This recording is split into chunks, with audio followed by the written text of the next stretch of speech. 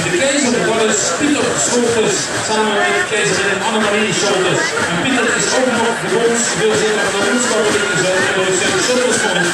En ook dit jaar hebben ze hier de inzet die binnenkomt in de prestatie en nu. Dat zie je allemaal als je het gaat. Ja, dat is het.